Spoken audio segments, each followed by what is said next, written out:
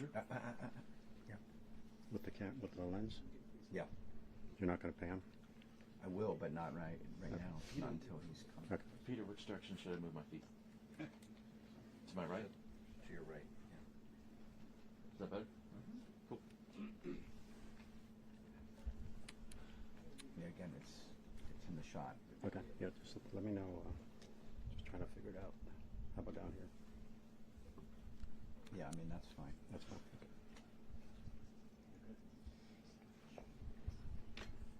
Like that's okay? Yeah.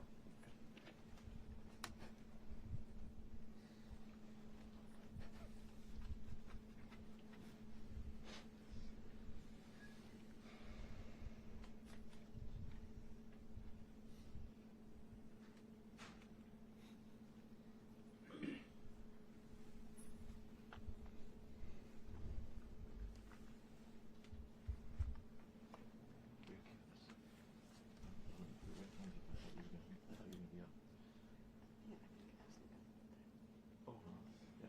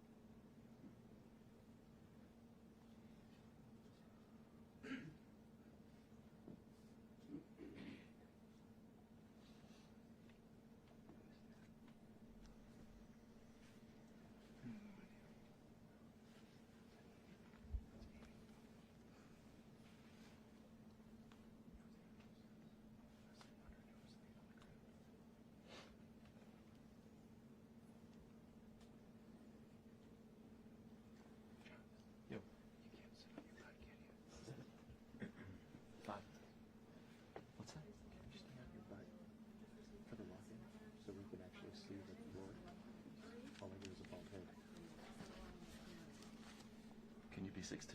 No. If I'm on my butt, I can't see over their heads. You have a remote. Sam, look up. Let's see over whose head. You mean Tierney?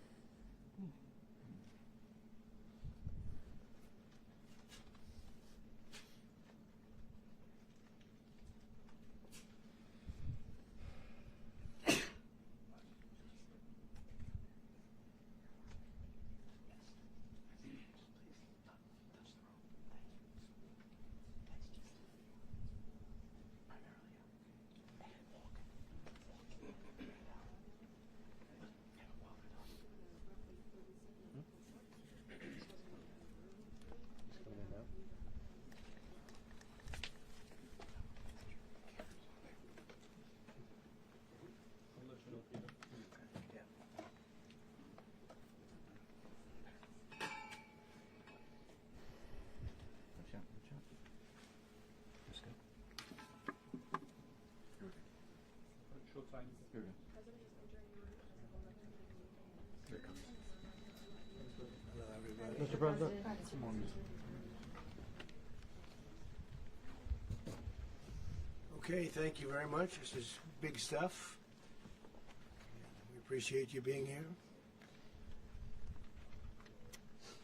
Late last night and early today, at my direction, the United States Armed Forces conducted an extraordinary military operation in the capital of Venezuela.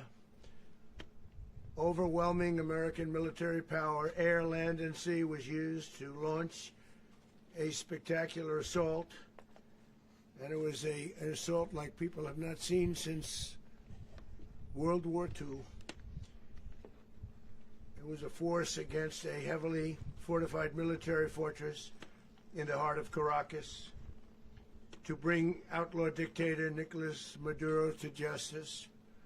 This was one of the most stunning, effective, and powerful displays of American military might and competence in American history.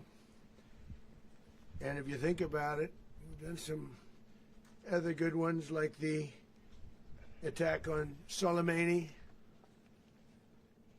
the attack on al-Baghdadi, and the obliteration and decimation of the Iran nuclear sites just recently in an operation known as Midnight Hammer. All perfectly executed and done. No nation in the world could achieve what America achieved yesterday, or frankly in just a short period of time. All Venezuelan military capacities were rendered powerless as the men and women of our military, working with U.S. law enforcement, successfully captured Maduro in the dead of night. It was dark.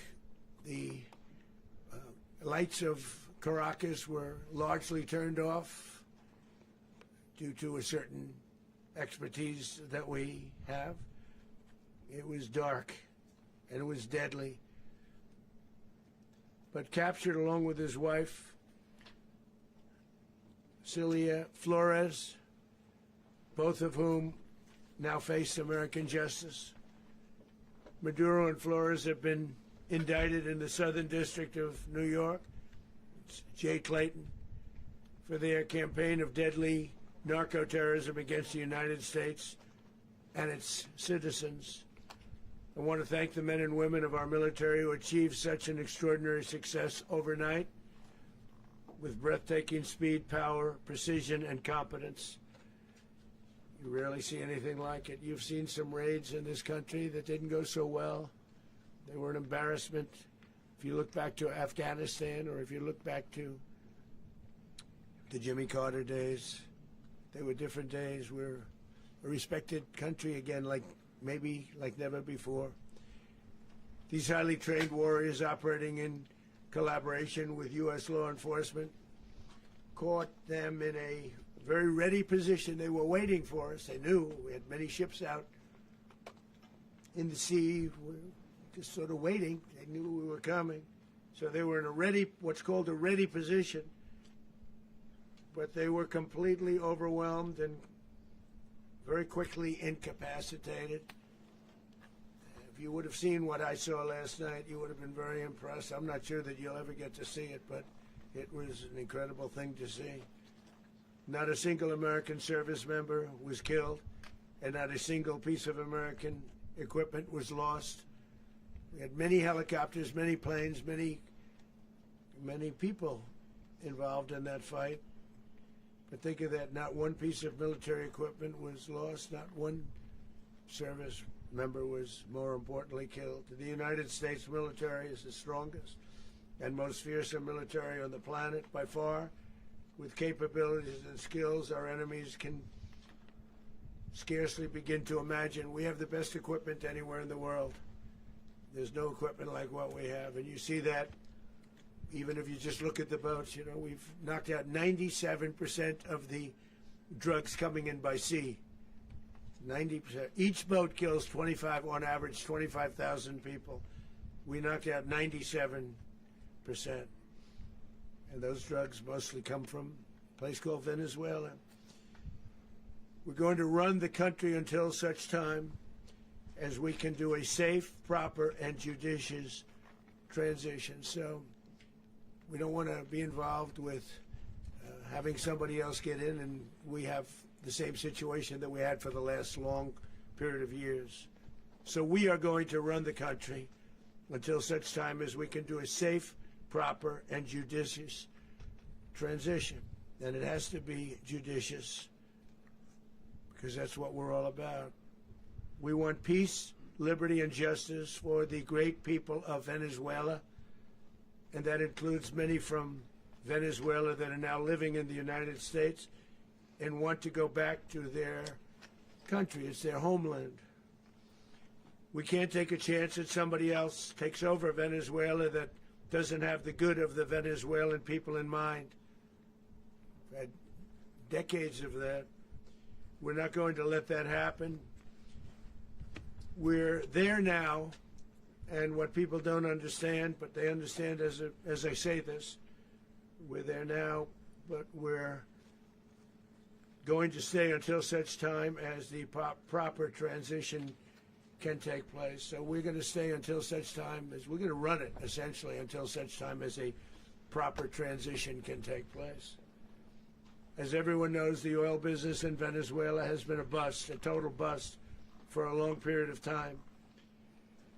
They were pumping almost nothing by comparison to what they could have been pumping and what could have taken place. We're going to have our very large United States oil companies, the biggest anywhere in the world, go in, spend billions of dollars, fix the badly broken infrastructure, the oil infrastructure, and start making money for the country.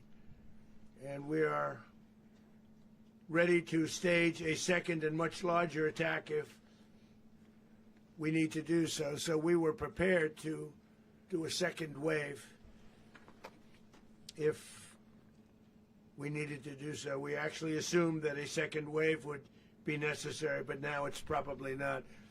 The first wave, if you'd like to call it that, the first attack was so successful, we probably don't have to do a second, but we're prepared to do a second wave, a much bigger wave, actually. This was pinpoint, but we have a much bigger wave that probably won't have to do. This partnership of Venezuela with the United States of America, a country that everybody wants to be involved with because of what we were able to do and accomplish, will make the people of Venezuela rich, independent, and safe. And it will also make the many, many people from Venezuela that are living in the United States extremely happy. They suffered. They suffered. So much was taken from them. They're not going to suffer anymore. The illegitimate dictator Maduro was the kingpin of a vast criminal network responsible for trafficking colossal amounts of deadly and illicit drugs into the United States. As alleged in the indictment, he personally oversaw the vicious cartel known as Cartel de las Solas, which flooded our nation with lethal poison, responsible for the deaths of countless Americans, many, many Americans. Hundreds of thousands over the years of Americans died because of him. Maduro and his wife will soon face the full might of American justice and stand trial on American soil. Right now they're on a ship. They'll be heading to, ultimately, New York, and then a decision will be made, I assume, between New York and Miami or Florida. But we have people where the overwhelming evidence of their crimes will be presented in a court of law. And I've seen it. I've seen what we have. It's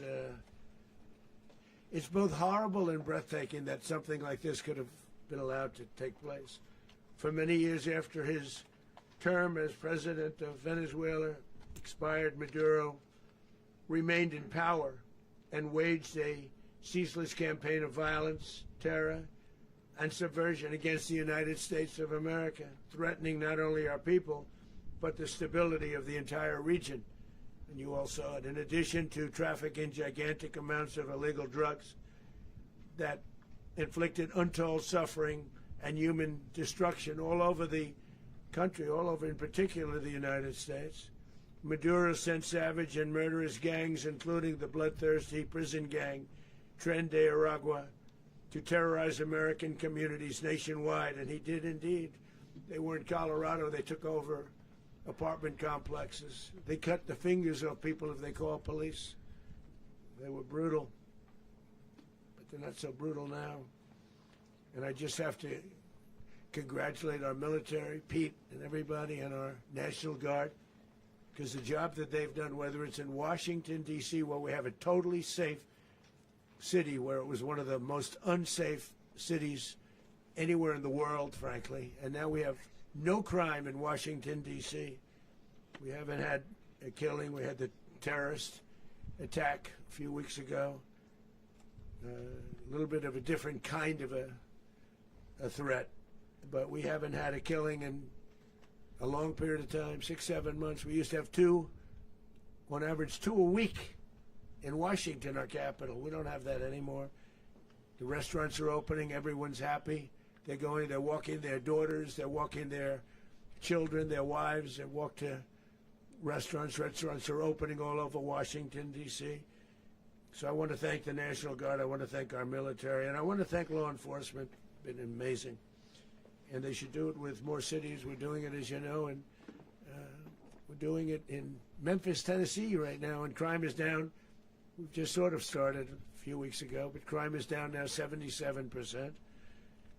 And the governor of Louisiana called, great person, and he wanted us to help him, as you know, in a certain very nice part of Louisiana, and we have done that. It was a rough section, and we have crime down. I understand it's down to almost nothing already after 2.5 weeks. New Orleans, it's down to almost nothing, and we've only been there for 2.5 weeks. Can't imagine why governors wouldn't want us to help. We also helped, as you know, in Chicago, and crime went down a little bit there. We did a very small help because we had no working ability with the governor. The governor was a disaster, and the mayor was a disaster. But it knocked down crime. But we're pulling out of there when they need us. We'll know. You'll know. You'll be writing about it. And likewise, Los Angeles, where we saved Los Angeles early on, where the head of the police department made a statement that if the federal government didn't come in, we would have lost Los Angeles. That's long after the fires. That's when they had the riots in Los Angeles. We did a great job. Got no credit for it whatsoever, but that's okay. It doesn't matter. We don't need the credit. But we'll be pulling out when they need us. They'll call, or we'll go back if we have to. We'll go back. But we did a great job in various cities. But the place that we're very proud of is Washington, D.C., because it's our nation's capital. We took it from being a crime-ridden mess to being one of the safest cities in the country. But the gangs that they sent raped, tortured, and murdered American women and children. They were in all of the cities I mentioned, Tren de Aragua. And they were sent by Maduro to terrorize our people, and now Maduro will never again be able to threaten an American citizen or anybody from Venezuela. There will no longer be threats. For years I've highlighted the stories of those innocent Americans whose lives were so heartlessly robbed by this Venezuelan terrorist organization. Really one of the worst, they say the worst. Americans like 12-year-old Jocelyn Nungary from Houston. Beautiful Jocelyn Nungary, what happened to her? They, as you know, they kidnapped, assaulted, and murdered by Tren de Aragua animals. They murdered Jocelyn and left her dead under the bridge. There was a bridge that will never be the same to so many people after seeing what happened. As I've said many times, the Maduro regime emptied out their prisons, sent their worst and most violent monsters into the United States, to steal American lives. And they came from mental institutions and insane asylums. They came from prisons and jails. The reason I say both, they sound similar. Actually, prisons a little bit more hostile, a little bit tougher. A mental institution isn't as tough as an insane asylum, but we got them both. They sent from their mental institutions. They sent from their jails, prisons. They were drug dealers. They were drug kingpins. They sent everybody bad into the United States. But no longer. And we have now a border where nobody gets through. In addition, Venezuela unilaterally seized and stole American oil, American assets, and American platforms, costing us billions and billions of dollars. They did this a while ago, but we never had a president that did anything about it. They took all of our property. It was our property. We built it. And we never had a president that decided to do anything about it. Instead, they fought wars that were 10,000 miles away. We built Venezuela oil industry with American talent, drive, and skill, and the socialist regime stole it from us during those previous administrations, and they stole it through force. This constituted one of the largest thefts of American property in the history of our country. Considered the largest theft of property in the history of our country. Massive oil infrastructure was taken like we were babies, and we didn't do anything about it. I would have done something about it. America will never allow foreign powers to rob our people or drive us back into and out of our own hemisphere. That's what they did. Furthermore, under the now deposed dictator Maduro, Venezuela was increasingly hosting foreign adversaries in our region and acquiring menacing offensive weapons that could threaten U.S. interests and lives. And they used those weapons last night. Potentially in league with the cartels operating along our border. All of these actions were in gross violation of the core principles of American foreign policy, dating back more than 2 centuries. And not anymore. All the way back, it dated to the Monroe Doctrines. And the Monroe Doctrine is a big deal. But we've superseded it by a lot. By a real lot. They now call it the Monroe Document. I don't know. It's Monroe Doctrine. We sort of forgot about it. It was very important, but we forgot about it. We don't forget about it anymore. Under our new national security strategy, American dominance in the Western Hemisphere will never be questioned again. Won't happen. So just in concluding, for decades, other administrations have neglected or even contributed to these growing security threats in the Western Hemisphere. Under the Trump administration, we are reasserting American power in a very powerful way in our home region. And our home region is very different than it was just a short while ago. The future will be, and we did this in my first term. We had great dominance in my first term, and we have far greater dominance right now. Everyone's coming back to us. The future will be determined by the ability to protect commerce and territory and resources that are core to national security. These are core to our national security.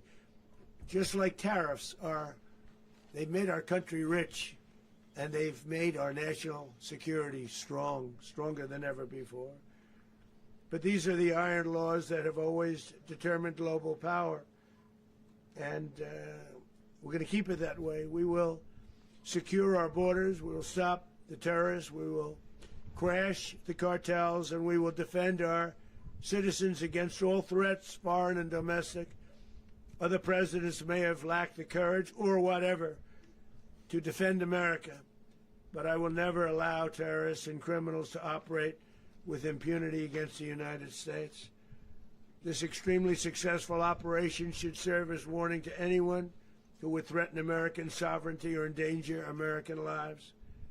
Very importantly, the embargo on all Venezuelan oil remains in full effect.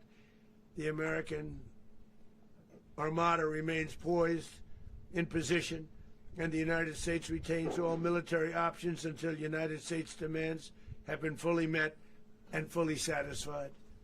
All political and military figures in Venezuela should understand what happened to Maduro can happen to them, and it will happen to them if they aren't just, fair, even to their people.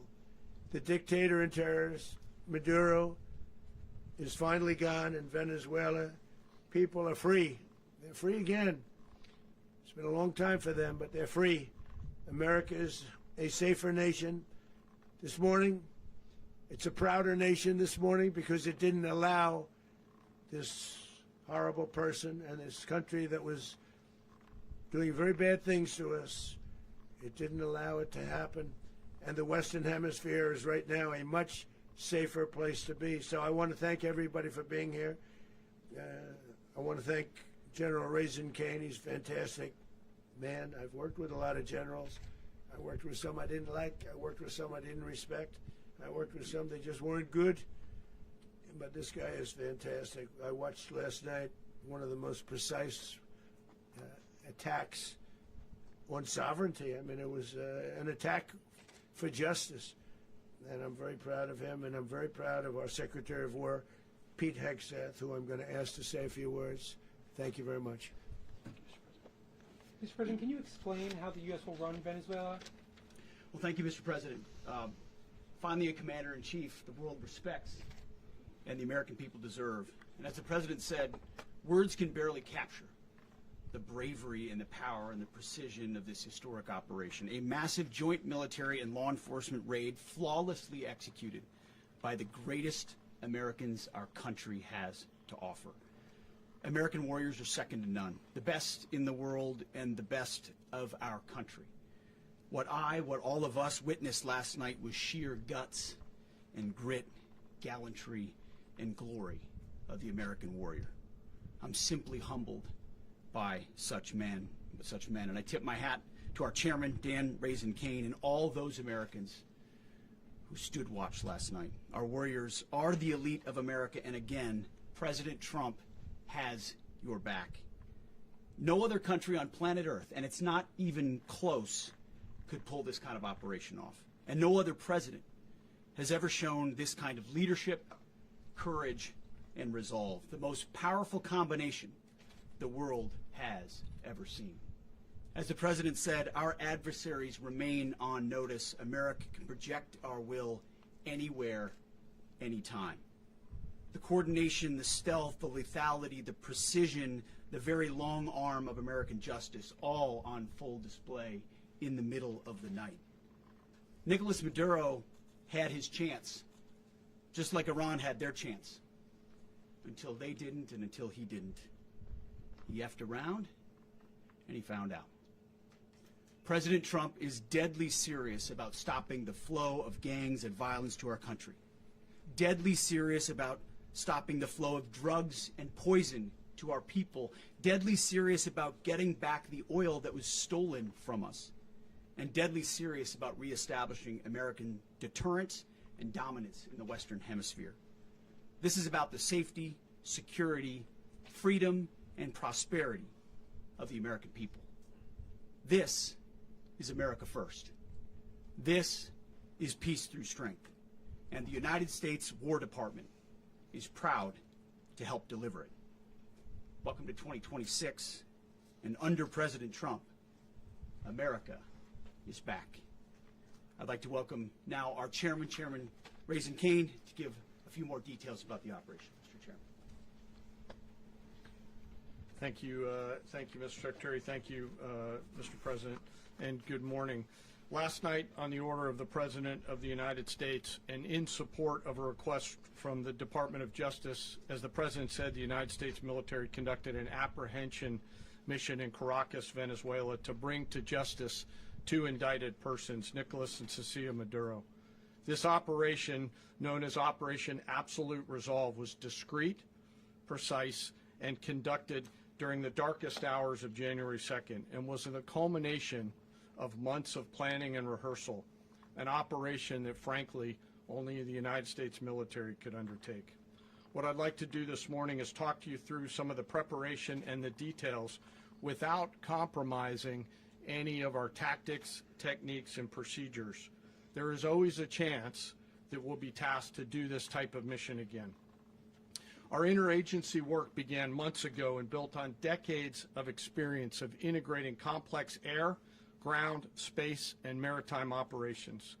While the past 2 decades have honed the skills of our special operations forces, this particular mission required every component of our joint force, with soldiers, sailors, airmen, Marines, and Guardians working in unison with our intelligence agency partners and law enforcement teammates in an unprecedented operation. We leveraged our unmatched intelligence capabilities and our years of experience in hunting terrorists, and we could not have done this mission without the incredible work by various intelligence agencies, including the CIA, NSA, and NGA. We watched, we waited, we prepared, we remained patient and professional. This mission was meticulously planned, drawing lessons from decades of missions over the last many years, many missions over these last many years. This was an audacious operation that only the United States could do. It required the utmost of precision and integration within our joint force. And the word integration does not explain the sheer complexity of such a mission. An extraction so precise it involved more than 150 aircraft launching across the Western Hemisphere in close coordination, all coming together in time and place to layer effects for a single purpose: to get an interdiction force into downtown Caracas while maintaining the element of tactical surprise. Failure of one component of this well-oiled machine would have endangered the entire mission, and failure is never an option for America's joint force. Those in the air over Caracas last night were willing to give their lives for those on the ground and in the helicopters. Let me talk a little bit about the preparation. After months of work by our intelligence teammates to find Maduro and understand how he moved, where he lived, where he traveled, what he ate, what he wore, what were his pets, in early December, our force was set pending a series of aligned events. Key was choosing the right day to minimize the potential for civilian harm and maximize the element of surprise, and minimize the harm to the indicted personnel so, as the President said, they could be brought to justice. And as the President said earlier today, weather in Venezuela is always a factor this time of the year. And over the weeks through Christmas and New Year's, the men and women of the United States military sat ready, patiently waiting for the right triggers to be met and the President to order us into action. Last night, the weather broke just enough, clearing a path that only the most skilled aviators in the world could maneuver through. Ocean, mountain, low cloud ceilings, but when tasked with a mission, this organization does not quit. At 10:46 p.m. Eastern Time last night, the President ordered the United States military to move forward with this mission. He said to us, and we appreciate it, Mr. President, good luck and Godspeed. And those words were transmitted to the entire joint force. Over the course of the night, aircraft began launching from 20 different bases on land and sea across the Western Hemisphere. In total, more than 150 aircraft, bombers, fighters, intelligence, reconnaissance, surveillance, rotary wing were in the air last night. Thousands and thousands of hours of experience were airborne. Our youngest crew member was 20, and our oldest crew member was 49, and there's simply no match for American military might. As the night began, the helicopters took off with the extraction force, which included law enforcement officers, and began their flight into Venezuela at 100 feet above the water. As they approached Venezuelan shores, the United States began layering different effects provided by Spacecom, Cybercom, and other members of the interagency to create a pathway. Overhead, those forces were protected by aircraft from the United States Marines, the United States Navy, the United States Air Force, and the Air National Guard.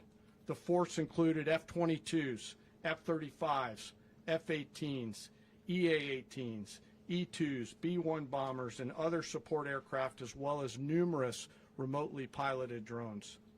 As the force began to approach Caracas, the Joint Air Component began dismantling and disabling the air defense systems in Venezuela, employing weapons to ensure the safe passage of the helicopters into the target area.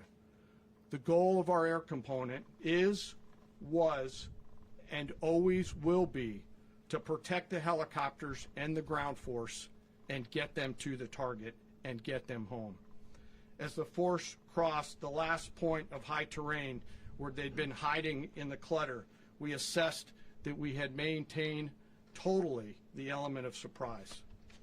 As the helicopter force ingressed towards the objective at low level, we arrived at Maduro's compound at 1:01 a.m. Eastern Standard Time, or 2:01 a.m. Caracas local time, and the apprehension force descended into Maduro's compound and moved with speed, precision, and discipline towards their objective, and isolated the area to ensure the safety and security of the ground force while apprehending the indicted persons. On arrival into the target area, the helicopters came under fire, and they replied with that fire with overwhelming force in self-defense. One of our aircraft was hit but remained flyable, and as the President said earlier today, all of our aircraft came home, and that aircraft remained flyable during the rest of the mission. As the operation unfolded at the compound, our air and ground intelligence teams provided real-time updates to the ground force, ensuring those forces could safely navigate the complex environment without unnecessary risk. The force remained protected by overhead tactical aviation. Maduro and his wife, both indicted, gave up and were taken into custody by the Department of Justice, assisted by our incredible U.S. military with professionalism and precision, with no loss of U.S. life. After securing the indicted persons, the force began to prep for departure. Helicopters were called in to exfiltrate the extraction force, while fighter aircraft and remotely piloted aircraft provided overhead coverage and suppressive fire. There were multiple self-defense engagements as the force began to withdraw out of Venezuela. The force successfully exfiltrated and returned to their afloat launch bases, and the force was over the water at 3:29 a.m. Eastern Standard Time with indicted persons on board. And both Maduro and his wife were embarked aboard the USS Iwo Jima. In closing, what we've witnessed today is a powerful demonstration of America's joint force. We think, we develop, we train, we rehearse, we debrief, we rehearse again and again, not to get it right, but to ensure that we cannot get it wrong. Our jobs are to integrate combat power so when the order comes, we can deliver overwhelming force at the time and the place of our choosing against any foe anywhere in the world. I am immensely proud today of our joint force and filled with gratitude to represent them here today. There is simply no mission too difficult for these incredible professionals and the families that stand by them and support them. As we stand here this morning, our forces remain in the region at a high state of readiness, prepared to project power, defend themselves, and our interests in the region. This operation is a testament to the dedication and unwavering commitment to justice and our resolve to hold accountable those who threaten peace and stability. In closing, I want to express my heartfelt gratitude to the brave men and women who executed this mission. Their courage and tireless commitment to our nation are what makes us strong. Thank you, Mr. Secretary, and thank you, Mr. President. Well, I don't have much to add to what you've heard now, other than the following points. Nicolas Maduro was indicted in 2020 in the United States. He is not the legitimate president of Venezuela. That's not just us saying it. the first Trump administration, the Biden administration, the second Trump administration. None of those three recognized him. He's not recognized by the European Union and multiple countries around the world. He is a fugitive of American justice with a $50 million reward, which I guess we saved $50 million. And We should make sure. yeah, exactly. But Don't let anybody claim it. Nobody deserves it but us. But I want to be clear about one thing. Nicolas Maduro had multiple opportunities to avoid this. He was provided multiple very, very, very generous offers and chose instead to act like a wild man, chose instead to play around. And the result is what we saw tonight. The other message here is the following. You have a guy, like many people around the world, they like to play games. You have a guy who decides he's going to invite Iran into his country, is going to, do the confiscation of American oil companies, is going to flood our country with gang members, is going to take Americans prisoner and try to hold them for hostage and trade them like he was able to do with the Biden administration. Basically likes to play games all this time and thinks nothing's going to happen. And I hope what people now understand is that we have a president. The 47th president of the United States is not a game player. When he tells you that he's going to do something, when tells you he's going to address a problem, he means it. He actions it. I can tell you, I've watched this process now for 14, 15 years, been around it. Everybody talks, I'm going to do this, I'm going to do that. When I get there, we're going to do this, we're going to take. This is a president of action. Like, I don't understand yet how they haven't figured this out. And now, if you don't know, now you know. Because this is the way it's going to play out. And I think people need to understand that this is not a president that just talks and does letters and press conferences. And, if he says he's serious about something, he means it. And this is something that was a direct threat to the national interest of the United States, and the president addressed it. There's a president of peace, by the way. I told you what I just said earlier. This guy had multiple opportunities to find his way somewhere else and figure out another. He could have been living somewhere else right now very happy, but instead he wanted to play big boy. And so now, he's got other sets of problems on his hands. And but I think the message here should be for the world. Look, the president doesn't go out looking for people to pick fights with. He's not generally wants to get along with everybody. We'll talk and meet with anybody, but don't play games. Don't play games with this president's in office, because it's not going to turn out well. And so I hope that I guess that lesson was learned last night, and we hope it'll be instructive moving forward. Is that a message for Cuba? Mr. President. Mr. President. Mr. President. Mr. President. You said that the U.S. is going to run Venezuela, so who's in power right now? Well, we're going to be running it with a group, and we're going to make sure it's run properly. We're going to rebuild the oil infrastructure, which will cost billions of dollars. It'll be paid for by the oil companies directly. They will be reimbursed for what they're doing, but it's going to be paid. And we're going to get the oil flowing the way it should be. As you know, it was just a minor flow. It was actually a minor flow for what they have. But we're going to run it properly, and we're going to make sure the people of Venezuela are taken care of.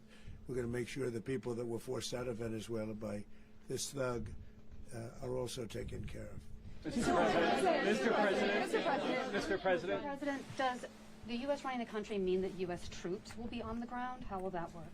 Well, they always say boots on the ground. Oh, so we're not afraid of boots on the ground if we have to have. We had boots on the ground last night at a very high level, actually. We're not afraid of it. We don't mind saying it. But we're going to make sure that that country is run properly. We're not doing this in vain. This is a very dangerous attack. This is an attack that could have gone very, very badly. Could have gone very badly. We could have lost a lot of people last night. We could have lost a lot of dignity. We could have lost a lot of equipment. The equipment is less important, but we could have lost a lot.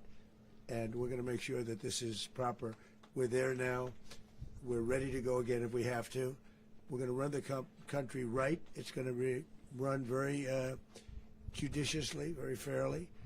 It's going to make a lot of money. We're going to give money to the people. We're going to reimburse people that were taken advantage of. We're going to take care of everybody.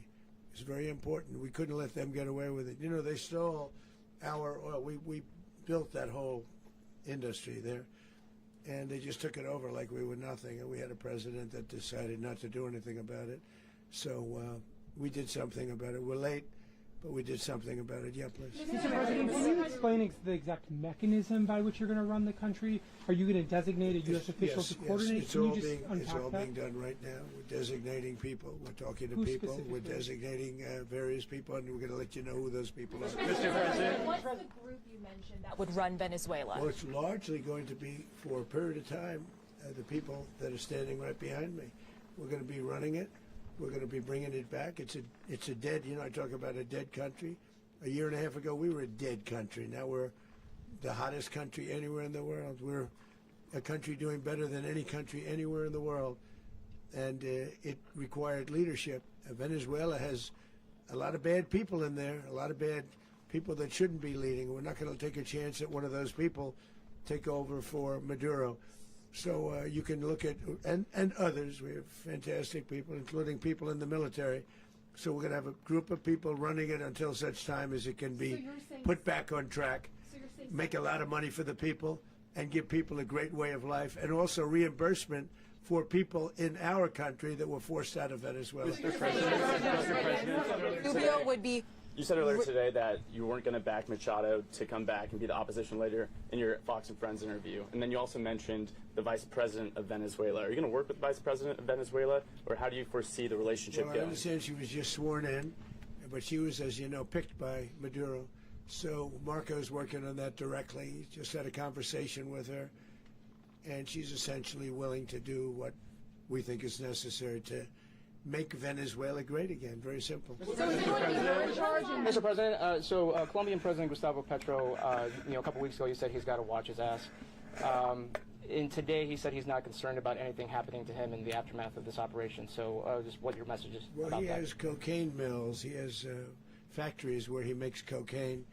And yeah, I think I stick by my first statement. He's making cocaine. They're sending it into the United States. So he does have to watch his ass. Mr. President, Did you notify any members of Congress in advance? Marco, do you want to talk about that? Because you were involved in it. Sure.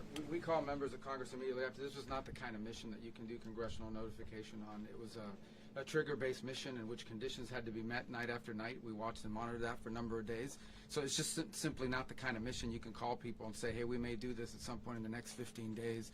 But it's largely a law enforcement function. Remember, at the end of the day, at its core, this was an arrest of 2 indicted fugitives of American justice, and the Department of War supported the Department of Justice in that job. Now, there are broader policy implications here, but it's just not the kind of mission that you can pre-notify because it endangers the mission.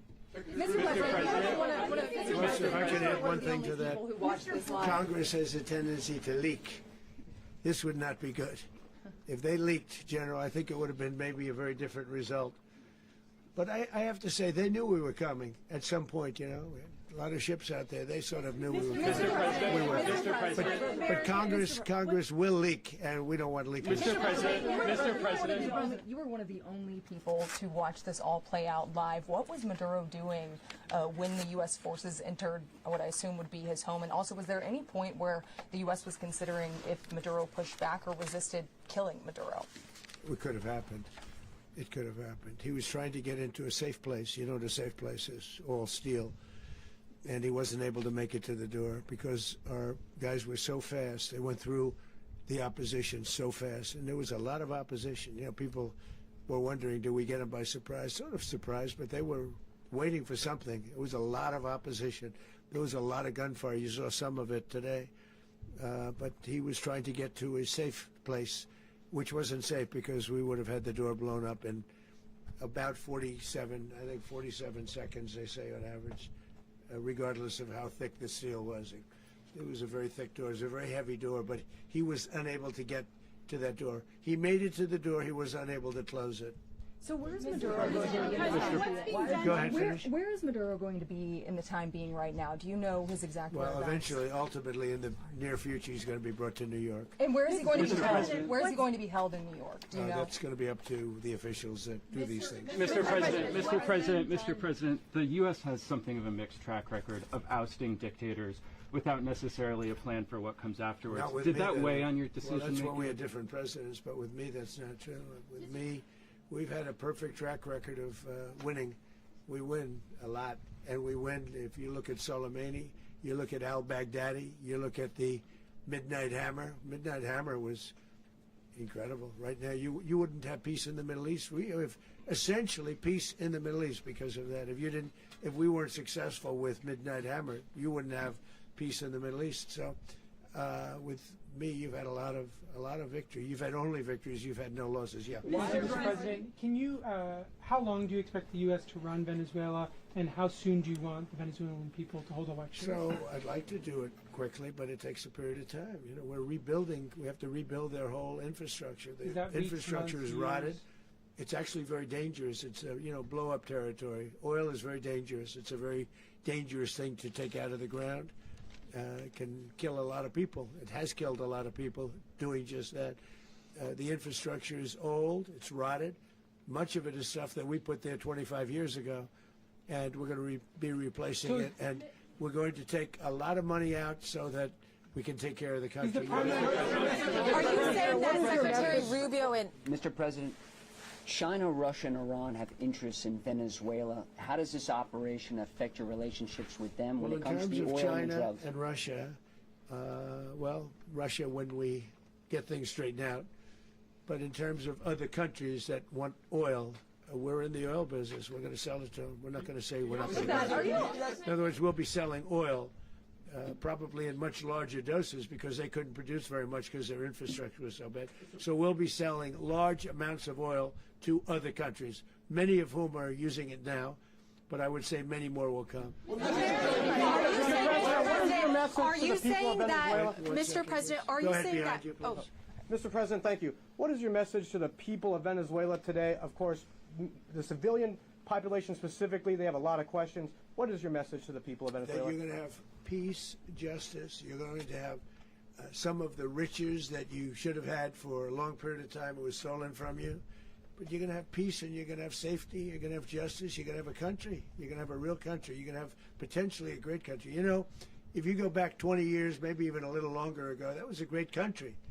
And they destroyed it. Remember I said that if we lose this election, the United States will be Venezuela on steroids. That's what would have happened.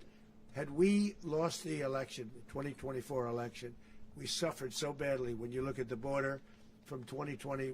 What they did, what Joe Biden administration did to our country should never be forgotten.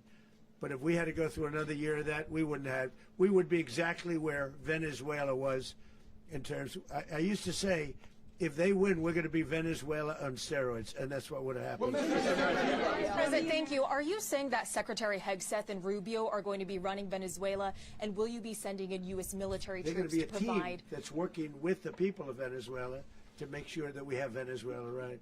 Because for us to just leave, who's going to take over? I mean, there is nobody to take over. You have a vice president who's been appointed by Maduro. And right now she's the vice president, and she's, I guess, the president. She was sworn as president just a little while ago. She had a long conversation with Marco, and she said, we'll do whatever you need. I think she was quite gracious, but she really doesn't have a choice. We're going to have this done right. We're not going to just do this with Maduro, then leave like everybody else, leave and say, let it go to hell. If we just left, it has zero chance of ever coming back. We'll run it properly. We'll run it professionally. We'll have the greatest oil companies in the world go in and invest billions and billions of dollars and take out money, use that money in Venezuela. And the biggest beneficiary are going to be the people of Venezuela. And also, I can't stress this strongly enough, the people that got thrown out of Venezuela that are now in the United States, and frankly, some want to stay, and some probably want to go back. Yeah. So, Mr. President, what is being done to protect Americans in the country, and were any of the detained Americans Well, right now they're rescued very last protected night? because nobody's going to mess with us. They're very protected. The people of, and we let them know that you better not touch one of them. Are you concerned that bad elements of the Maduro regime will remain in place? Well, we know who they are. We're on them, and they're acting much differently now than they would have acted 2 days ago. And what can you okay, say wait, about behind you, please. Mr. President, why is running a country in South America America first? Well, I think it is because we want to surround ourselves with good neighbors. We want to surround ourselves with stability. We want to surround ourselves with energy. We have tremendous energy in that country. It's very important that we protect it. We need that for ourselves. We need that for the world. And we want to make sure we can protect it. Yes, sir. Please, go ahead. Yeah, is there a message here for Cuba and Diaz-Canel? Well, Cuba is an interesting case. Cuba is, not doing very well right now. That system has not been a very good one for Cuba. The people there have suffered for many, many years.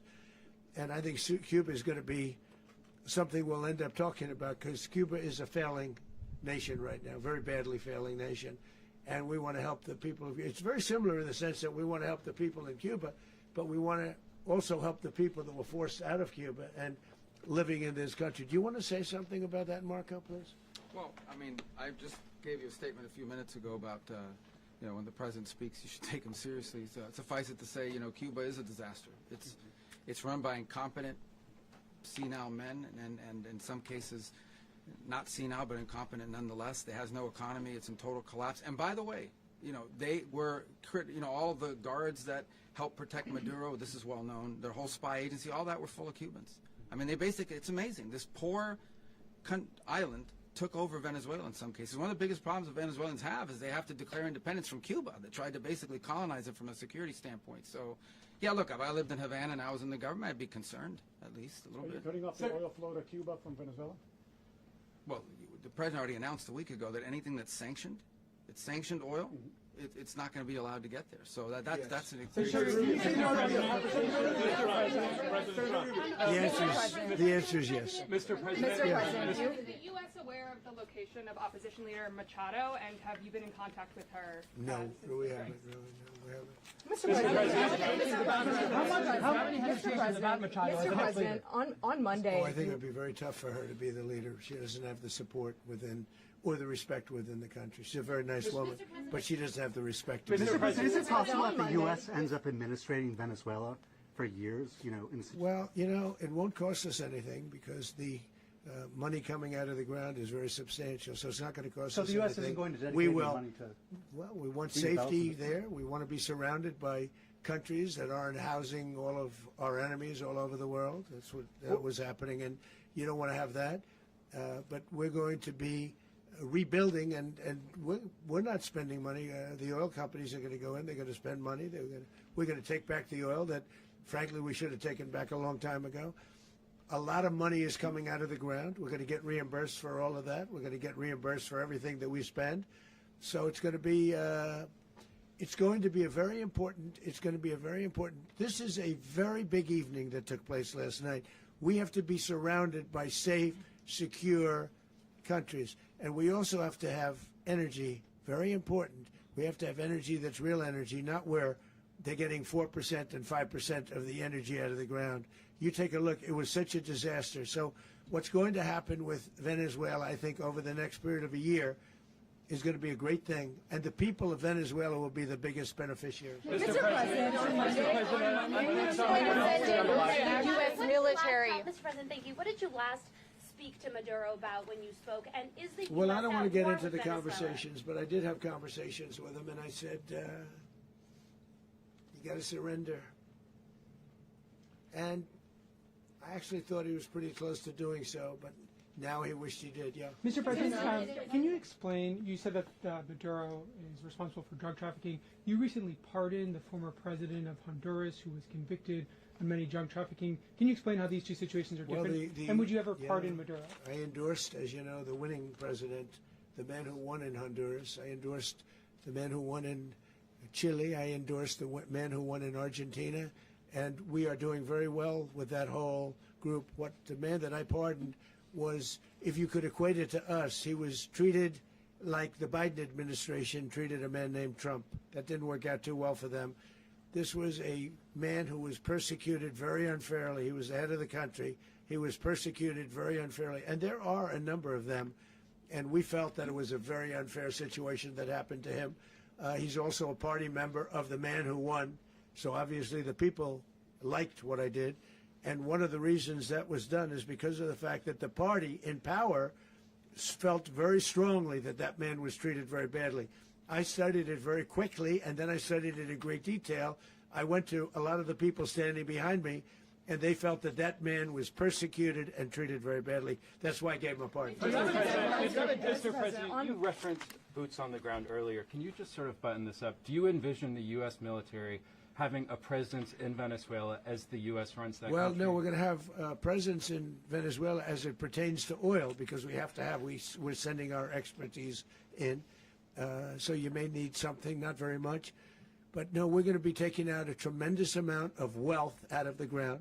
and that wealth is going to the people of Venezuela and people from outside of Venezuela that used to be in Venezuela, and it goes also to the United States of America in the form of reimbursement for the damages caused us by that country.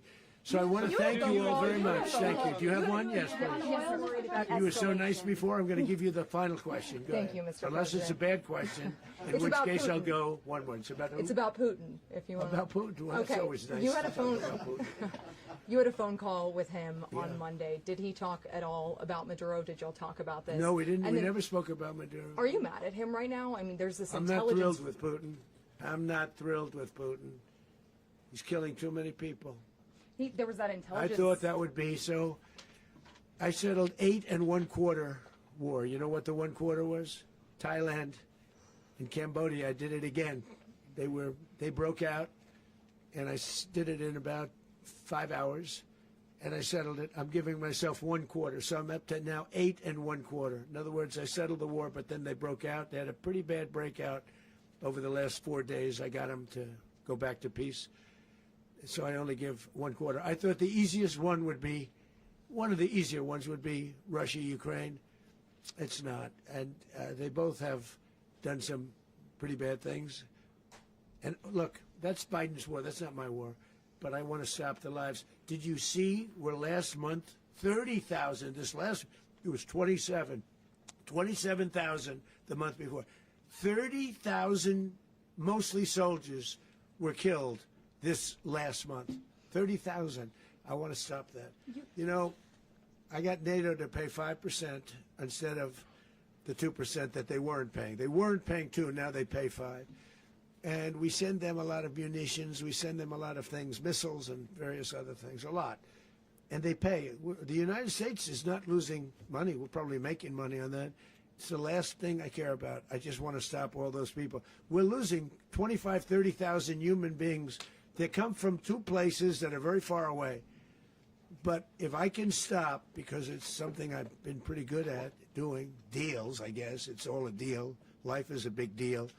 But if I can stop that war and stop 30,000 young people, in addition to the fact that people are being killed in Kiev, people are being killed in other cities throughout, you know, a much smaller number, but they're being killed, viciously killed.